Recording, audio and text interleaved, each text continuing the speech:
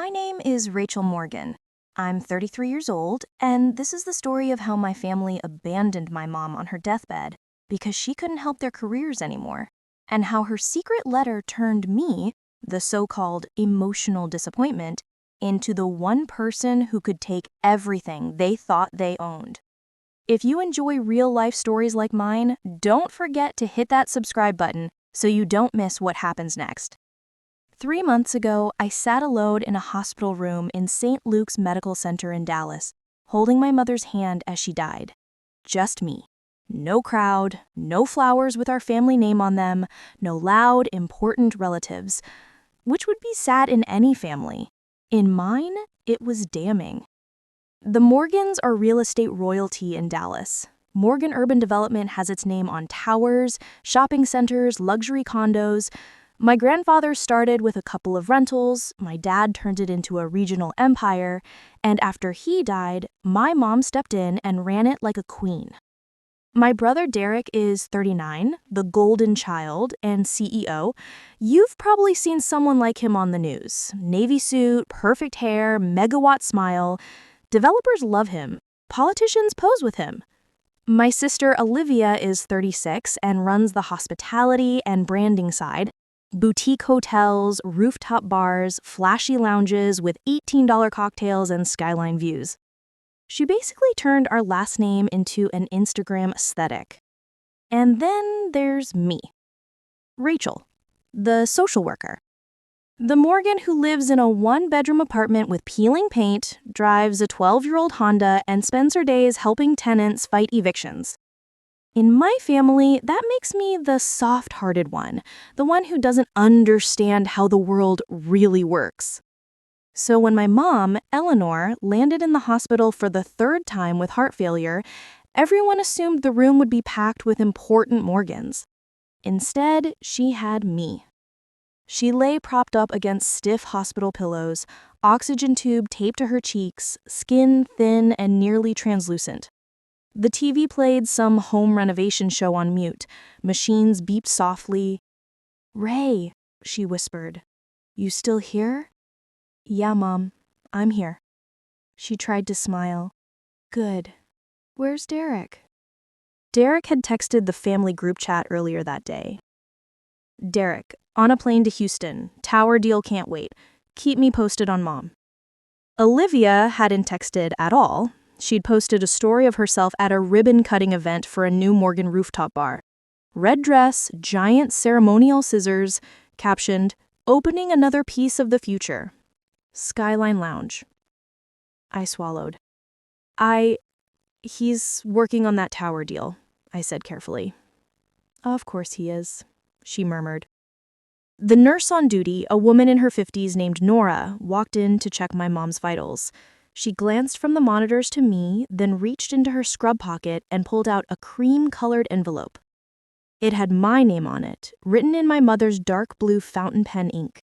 "Rachel," she said quietly, "your mom gave me this last week. She told me to give it to you when we got close to this point. Only you." My fingers trembled as I took it. I looked at Mom. Her eyes were half closed, but still sharp for a moment. "Not yet," she whispered, noticing the envelope. "After." "After what?" I asked, even though I knew. "After I'm gone. Promise me." My throat tightened. "I promise." So I slipped the envelope into my bag and held her hand instead.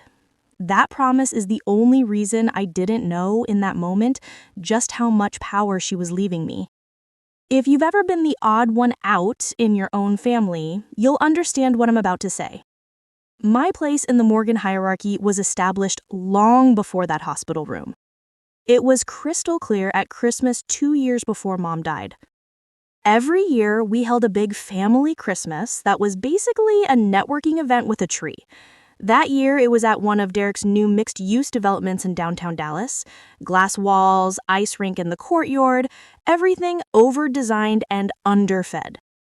I showed up in the nicest dress I owned, a green thing I'd bought on sale, trying to look a little more like I belonged. The seating chart told me exactly where I stood. At the center of the long table, Derek Morgan, head of table. Olivia Morgan, right of Derek. Grandma June, left of Derek.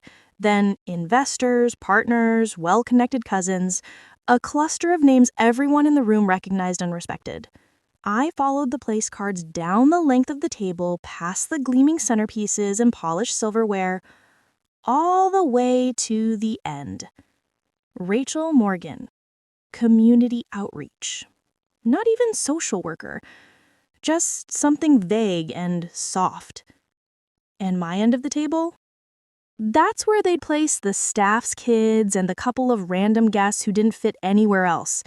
I sat between the property manager's teenage daughter and the quiet son of an architect, while the adults at the real end of the table talked about deals and golf trips and campaigns. Olivia swept past me in a red dress, checked my place card, and laughed lightly. "Oh my God, Ray," she said. "You're at the kids' end. That's kind of adorable." "Yeah," I said, forcing a smile. "I'll make sure they don't spill on the tablecloth." "You're good with people," she said, like that was my consolation prize. "We've got the donors near us. You understand." I understood perfectly. Later that night, Derek lifted his champagne glass for a toast. "To another big year for Morgan Urban Development," he declared, standing at the head of the table. "We built more than anyone else in this city. We create jobs, we raise values, we shape the skyline." He gestured toward Olivia. "Couldn't do it without my brilliant little sister making everything look good." Polite laughter, applause. A cousin called out, "What about Rachel?" Derek smirked. "Rachel helps people fill out forms. Somebody has to handle the feelings, right?" More laughter. I smiled like it didn't sting. But that night, when I went home to my apartment and sat on my sagging couch, I realized something. They weren't just underestimating me, they needed me to stay small. Mom always had a complicated relationship with the empire. To the public, she was the polished executive, the woman who could talk zoning and bond financing in one breath, then charm a room full of bankers in the next. To me, she was the person who'd come home after a 12-hour day, kick off her heels, sit on the kitchen floor with me, and ask, "Who did you help today?" She never mocked my job. She never told me I was wasting my potential. But she didn't always stop my siblings from doing it either. When her heart problems started, I thought maybe that would bring the family closer. Instead, it just amplified who we already were. The first time she was hospitalized, Derek turned her room into an office. He pulled charts from nurses' hands, questioned every medication, held meetings over speakerphone from the corner. The second time, Olivia filmed a video in the hall talking about family and resilience for the company's social media feeds. You couldn't see my mom's room number in the background, just vague hospital imagery and good lighting. By the third time, their visits grew shorter and less frequent. There were developments to pitch, bars to open, partnerships to secure. When Mom called me one rainy night and said, "Ray, I don't like being alone here. Can you come?" I grabbed my keys and drove without thinking. After that, the nurses started calling me first. That's how I ended up with Nora, and the letter, and my mother's last real instructions. But before that letter, there was one more meeting that changed everything. 2 months before she died, Mom emailed me. The subject line just said, "Lake House, come alone." "Ray, we need to talk about things your brother and sister won't understand yet. Please come to the lake house this Saturday. Don't mention it to them. Love, Mom." The lake house was where Mom always went when she needed to think. When I arrived, the sun was slipping down over the water, painting the surface orange and pink. Mom was on the back deck, wrapped in a blanket, a mug of tea cradled in her hands. "You came," she said. "Of course," I replied, sitting beside her. "What's going on?" She stared at the lake for a long moment. "I've been planning for my death for about 15 years, she said calmly. I blinked. "That's a dark hobby, Mom." She smiled faintly. "Not in the way you think. I've been planning how to protect people from what happens after what? After your brother and sister no longer have me to rein them in. She told me things I'd suspected but never heard out loud. How Derek pushed for projects that would wipe out entire low-income complexes with no realistic relocation plan. How Olivia's marketing campaigns glossed over the human cost of our revitalization. How they tried to get her to sign documents when she was groggy from pain meds, and how she refused. She said, they worship the deal, but they don't care who gets crushed under it. She pulled a folded piece of paper from her pocket and pressed it into my hand. I can't explain everything yet, but I've set things up. You'll get the full picture when I'm gone. Just remember, they think they own everything. She looked at me, eyes fierce. They're wrong. And when the time comes, don't flinch, Rachel. At the time, I thought she meant standing up to them in some emotional way. I didn't realize she meant legal control of an entire empire. Back in the hospital, after she died, I finally opened Nora's envelope. My hands shook as I unfolded the thick stationery. My dearest Rachel, if you're reading this, I'm gone. I'm sorry I couldn't walk you through this face to face, but my body has its limits. My mind, however, has been busy for years. You know your brother and sister think Morgan Urban Development belongs to them. They assume that titles, corner offices, and magazine covers equal power. They are wrong. Over the last 15 years, I have quietly reclaimed 51% of the voting shares through trusts, shell companies, and side agreements your siblings never bothered to read. Every time Derek took a shortcut, every time Olivia spun truth for glossy PR, I wrote it down.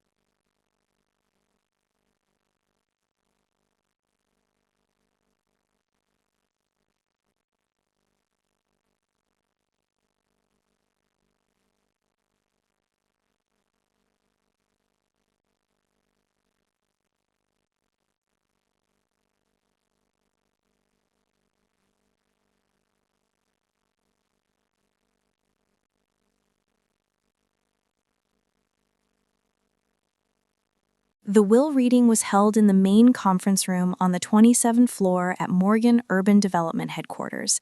The skyline spread out beyond the windows like something my family had drawn with a ruler. The room was full. Extended family, board members, senior executives.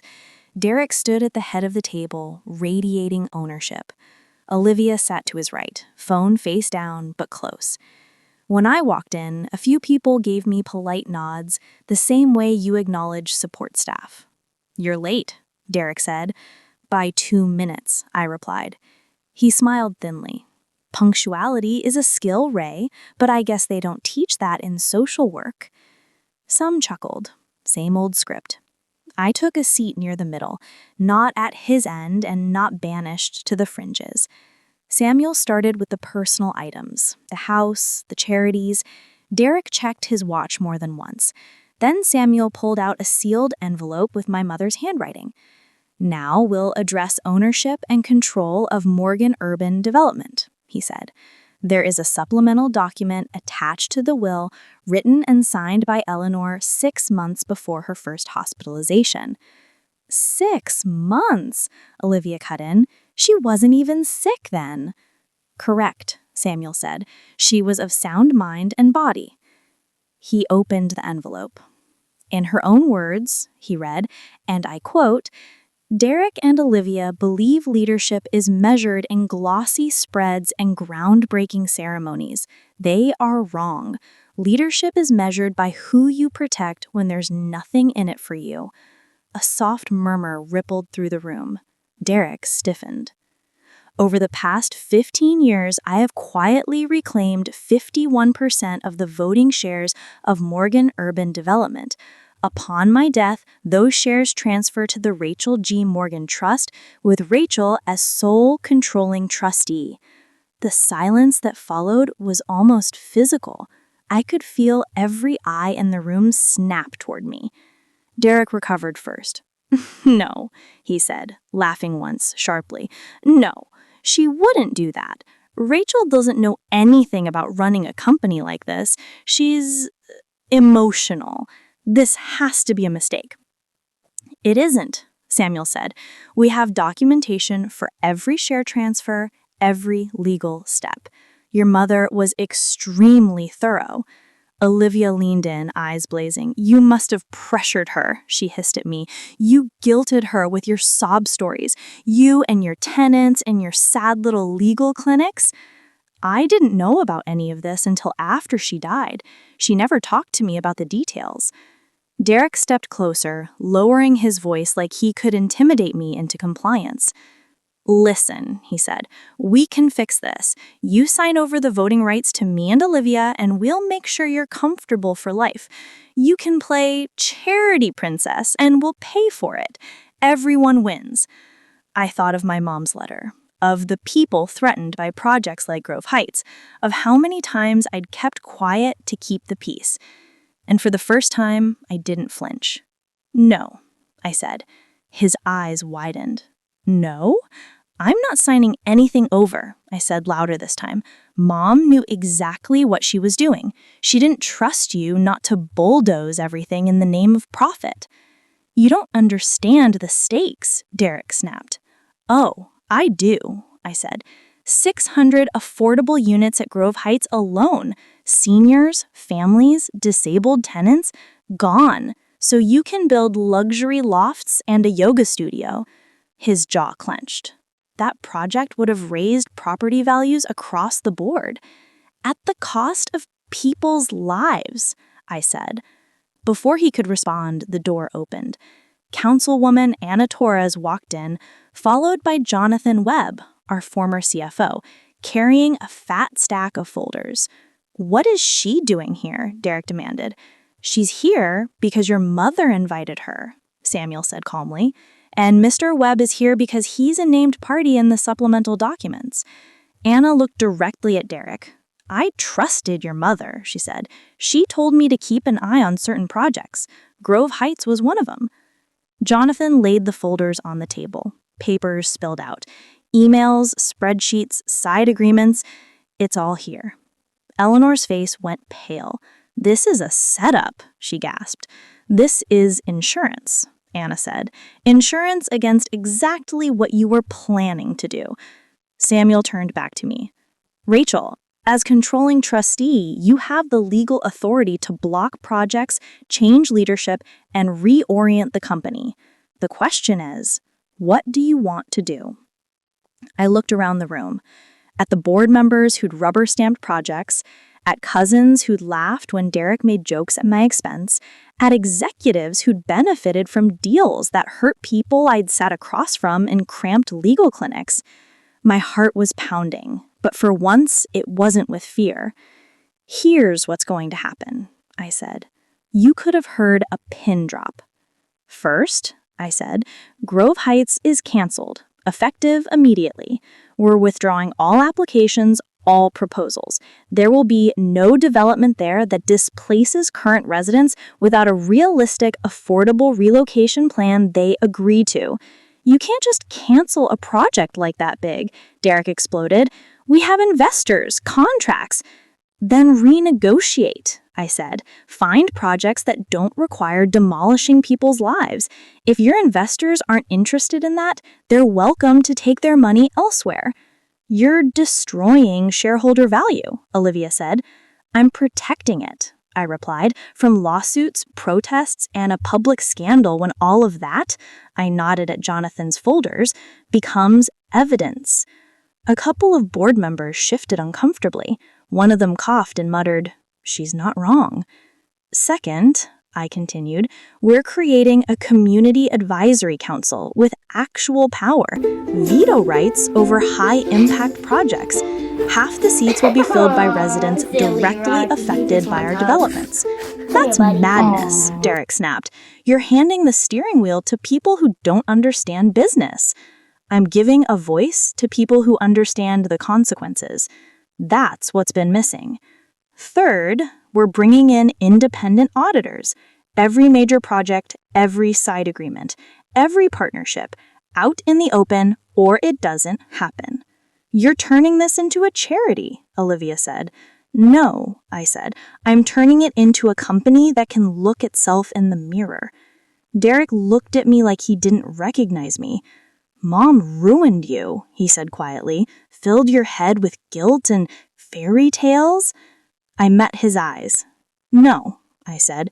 "She trusted me with the one thing you never bothered to learn, the cost of what we build."